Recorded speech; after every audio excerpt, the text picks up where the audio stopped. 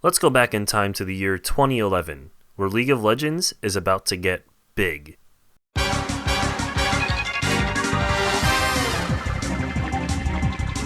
At the first ever League of Legends World Championships, 8 of the top teams in the world congregated at DreamHack Summer to battle it out for the title of Best Team in the World and $50,000. Team Solomid and Epic Gamer would make it out of their respective groups as the first seeds, and therefore the favorites to meet in the finals, but it would be the second and third seeds from Group A, Against All Authority and Fnatic, that would ultimately wind up in the championship match after fighting through the playoff bracket. In front of an online audience of an unprecedented 200,000 people, the stage was set for the two teams to duke it out and determine who the inaugural world champion would be.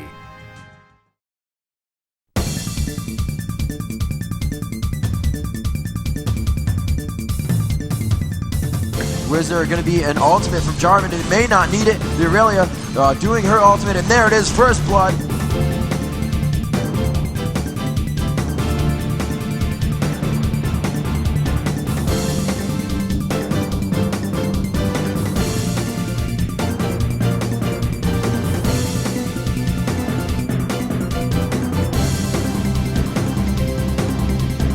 Strong play from them. Actually going to push in towards his first mid turret as well. Going to go for the second turret kill of the game. Soaz in the front. If he gets taunted by, no, it's not going to matter. There comes the jump on a Cyanide. He has to run some bulk on, but it doesn't really matter. The true damage is strong. The Mouse ult will pick up their first kill, and PK going to drop down to Soaz. The damage being done to the Nexus so much. It's already at half health in a matter of seconds, and there it is. The first game going to Against All Authority.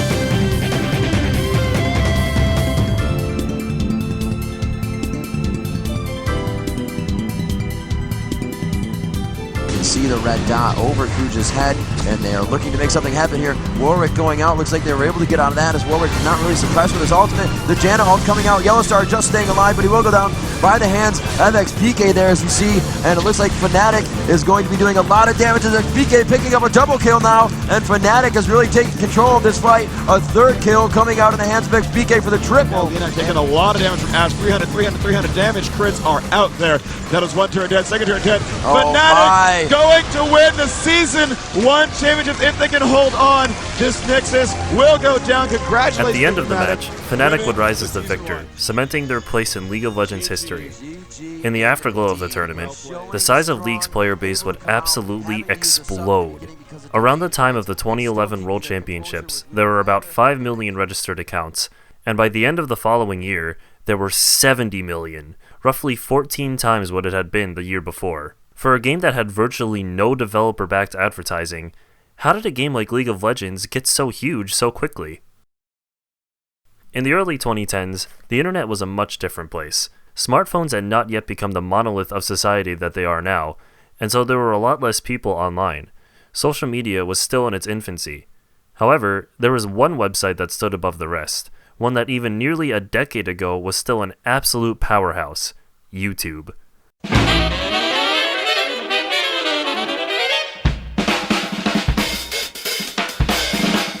The rise of League of Legends came not from multi-million-dollar advertising campaigns or celebrity endorsements. Much like one of its contemporaries, Minecraft, League's explosion in popularity came from word of mouth, and YouTube was at the center. People like Dunkey with his short and comedic videos, Total Biscuit with his viral review of the game WTF is League of Legends, the eccentric Athene with his infamous Rise, and others like them were all juggernauts in the early League YouTube community. Them, and others, helped expose millions of people to this relatively obscure game. And among those millions of people, one of them was a 13-year-old kid with an ancient computer and a lot of free time. Me. For months I had kept hearing about League. To be honest, it didn't really appeal to me at first. It didn't really seem like my style. At the time, I was deep into World of Warcraft, so League wasn't exactly immediately within my realm of familiarity. It wasn't until a friend had convinced me to play that I actually gave it a chance. It wasn't long until my days in Azeroth ended and my days in Runeterra had begun. The game was so fun, so new, so different from anything I had ever played before. I loved how strategic you could be with it. I loved how fast-paced and exciting it was. I loved to win. I fell head over heels for the game. I had started playing League every single day. I would think about it during class, I would talk about it to my friends, who soon enough all started to play as well. League had quickly become the most important thing in my life, as silly as it sounds. And why wouldn't it? I was 13, I had no responsibilities, and I was breezing through school easily. A game like League lends itself to spending long hours playing it, so naturally a middle schooler like me would have all the time in the world to dedicate to playing it, watching videos about it, and learning about it. League of Legends came into my life at the perfect time. From February of 2012 and onwards, League was the only thing in my life that mattered. My obsession with League of Legends quickly led to me becoming a student of the game. I tried to learn everything I possibly could. I learned how to play almost every champion I could, looked up guides, and absorbed as much information as possible. I was determined to improve at the game. I wanted to prove myself. And sure enough, I started to get better, albeit very slowly. At the turn of 2013, I had nearly a year of playing under my belt when something came along that would alter the course of my League career. Ladies and gentlemen, today is the day, the official start of the League of Legends Championship Series. This is a groundbreaking moment in League history as 8 North American teams take their first steps on the way to the Summoners Cup.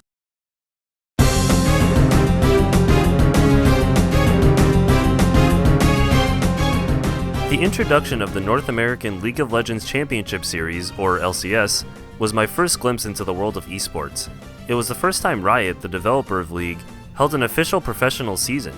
Prior to 2013, League's pro scene was mostly grassroots, with teams either competing in online tournaments or traveling to certain events like DreamHack or ESL. These tournaments generally weren't sponsored by Riot in any way, aside from the World Championships in 2011 and 2012. That all changed in 2013 when Riot opened up official professional leagues around the world. Professional gaming was a totally foreign concept to me at the time. Video games have been a part of my life for as long as I can remember, but it wasn't until I was 14 that I learned that there exists a video game equivalent to something like the MLB or the NBA, where teams of professionals would play for thousands of dollars. This concept blew my tiny little teenage mind. I watched LCS every single weekend. I quickly decided that I liked TSM and Dignitas the most because I liked their players. People like Dyrus, I'mACutiePie, Scarra, and Reginald were all personalities at the time that I enjoyed, and I loved to watch them play. I loved the excitement of my favorite teams playing on the big stage and hearing the commentators talk about the match as it unfolded. Plus, the storylines of teams were just as compelling. The rivalry between TSM and CLG, Curse getting 4th place every split, Cloud9 suddenly just appearing and destroying everyone that summer, I could go on. This was all brand new to me as someone who's never really been too big on traditional sports. Watching LCS fueled my desire to become a better player, and I began to aspire to play professionally myself one day. Those ambitions were marked by humble beginnings. Before LCS started, near the end of 2012, I hit level 30 on my account, which at the time was the maximum level. This meant I was able to play ranked, but nothing could have prepared me for how absolutely horrible I actually was at the game. Prior to 2013, the ranking system was entirely based on ELO, a ranking formula that's commonly used in other games like chess. Generally, you started out at around 1200 ELO, which meant you were ranked in silver. This is usually where most players are ranked. They're not so terrible at the game that they're stuck in bronze, the lowest ranking, but they're so average at the game that they can't climb the ranks any higher. Not only was I so terrible at the game that I was stuck in bronze, but at the end of the year, I was at around 300 or 400 ELO, which is so pitifully low that I genuinely feel like you had to try to rank that low, as in just intentionally lose games or something. I'd expect that very few people in that ELO were actually seriously that bad at the game.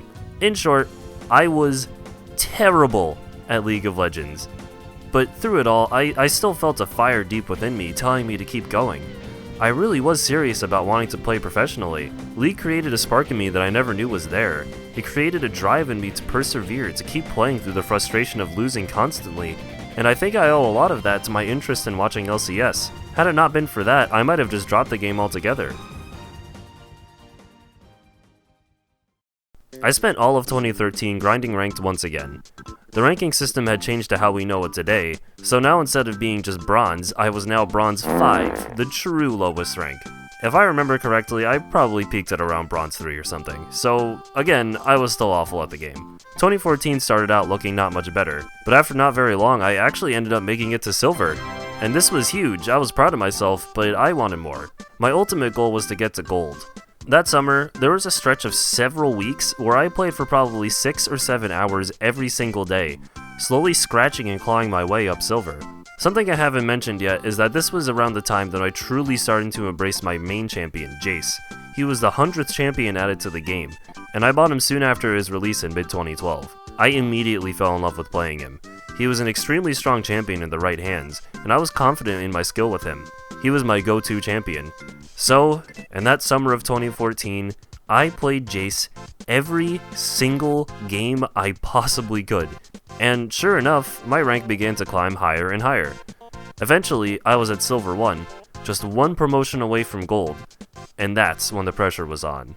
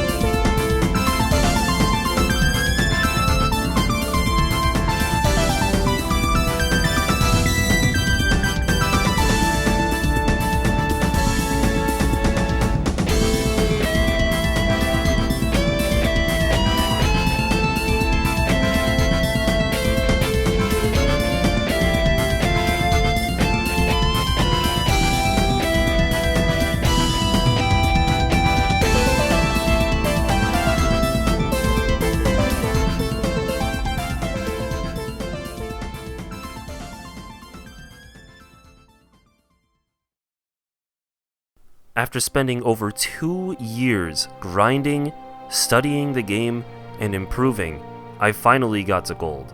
This was genuinely one of the biggest, if not the biggest achievement of my 15-year-old life. Never before had I worked so damn hard for anything. I never wanted anything so badly. There were few things in life that I cared about as much as this. This meant everything to me. And in the greater context of my life as a whole, the fact that I got to a decently high ranking in a video game isn't what mattered.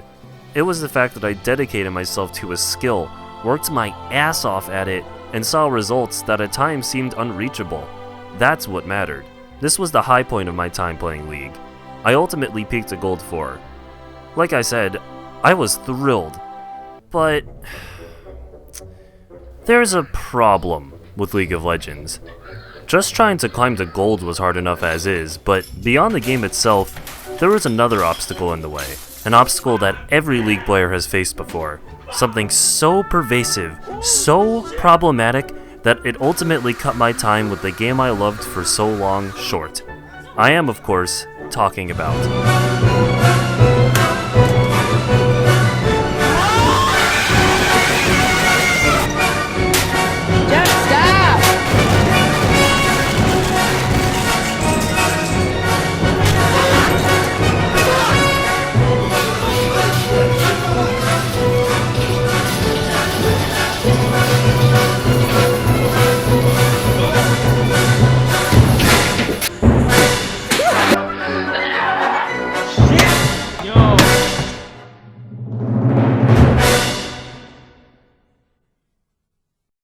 It's no secret that team-based competitive online games are homes to some of the worst filth the internet has to offer.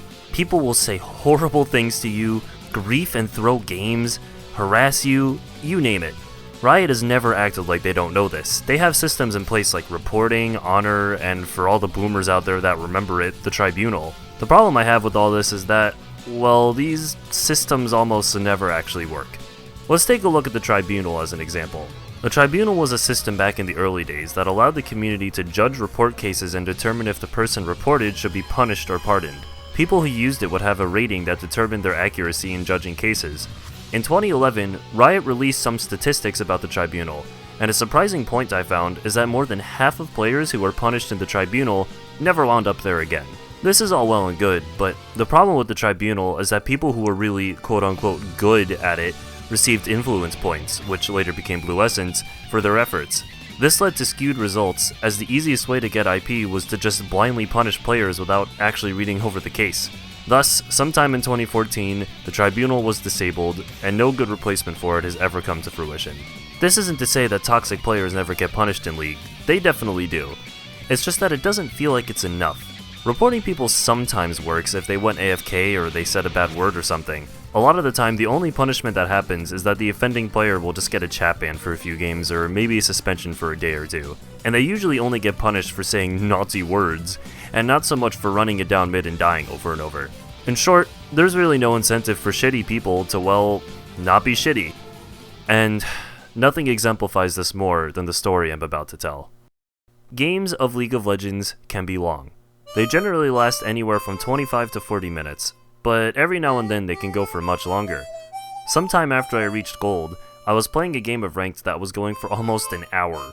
It was an extremely close match, with the lead constantly swinging back and forth. No one on either team was doing particularly badly. It was about as close as it gets. I don't exactly remember what happened, but we must have lost some team fight or objective or something, and probably lost a turret or two as a result. I guess an hour-long game of League of Legends can take a toll on you because, after that, the Rammus on our team decided that he just didn't want to win anymore. Okay. He just killed himself a bunch of times and then went AFK, and that was it. We lost. I spent an hour of my life playing a match that was decided not by my individual skill and my team's ability to coordinate with each other, but by one fucking asshole who decided that he wanted to ruin the game for everyone else. I was so angry after this point that I actually almost broke my keyboard from slamming it so hard. This was my breaking point. I had dealt with lots of people like this guy in the past, but none of them had ever done something so egregiously terrible like he did. It was then that I realized that it just wasn't worth the energy dealing with trolls, griefers, and AFKs every other game. League had gotten to be so extremely toxic, and to this day, I genuinely believe that it brings out the absolute worst in people. And I just want to make it clear, really quickly, that I am not exempt from this rule. I have totally raged at teammates, gotten beyond tilted, and given up in the middle of a match. It happens, and it can happen to anyone. Maybe this Rammus was just having a bad day. But honestly, nothing is worth dealing with this to me. Nothing is worth sacrificing my mental health over a video game. By this point in time, I had already moved on from my very childish belief that I could go pro in this game. I was incredibly average at it, and I made peace with that. I just wanted to play the game that I loved and climb the ranked ladder as much as I could.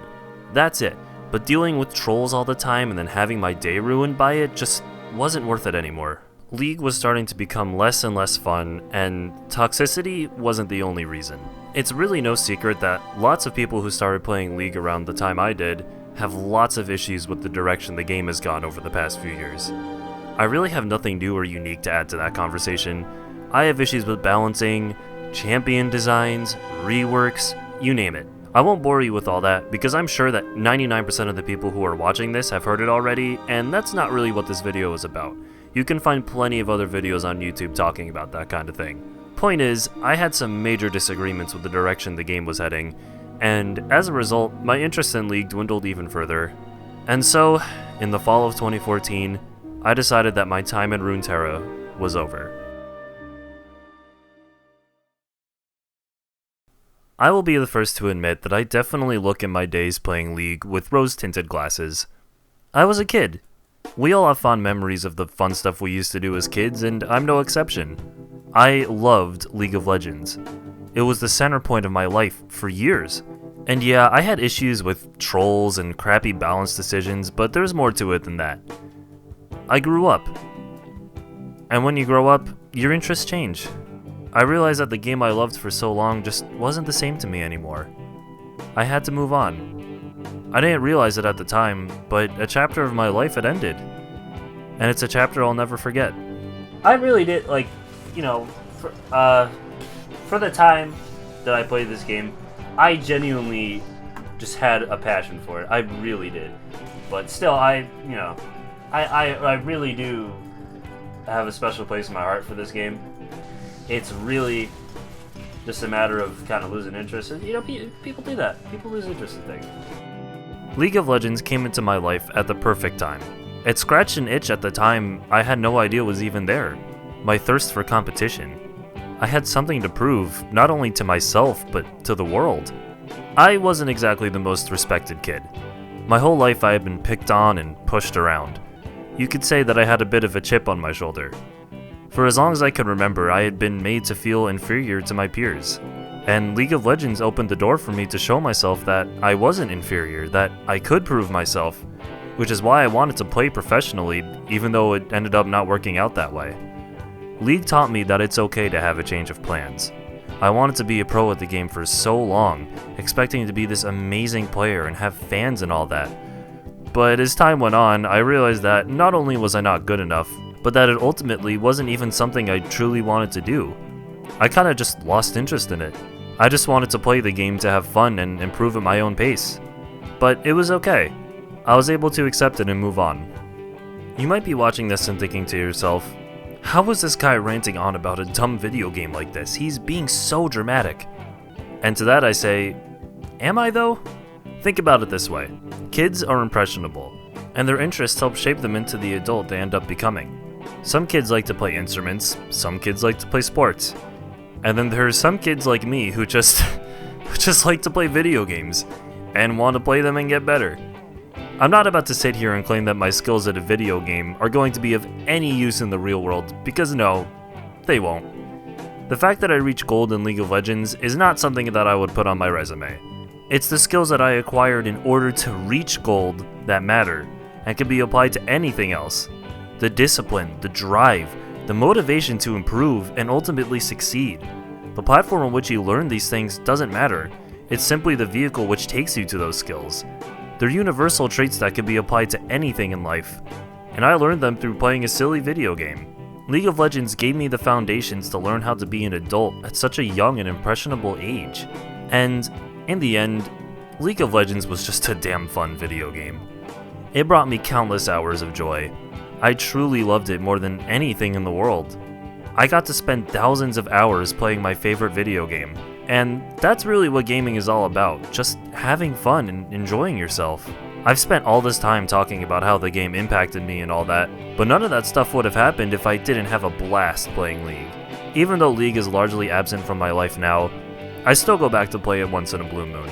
I can still have fun with it, even though I just end up getting frustrated with it after like 5 games and then I stop playing it again. I'll never be as into League of Legends as I was back when I was 15. I will always love League of Legends, even if I don't play it anymore, and I will always be grateful for it. League gave me so much, and I absolutely would be a different person today if it wasn't for this game. So, thank you, League of Legends. Thanks for making my childhood just a bit brighter.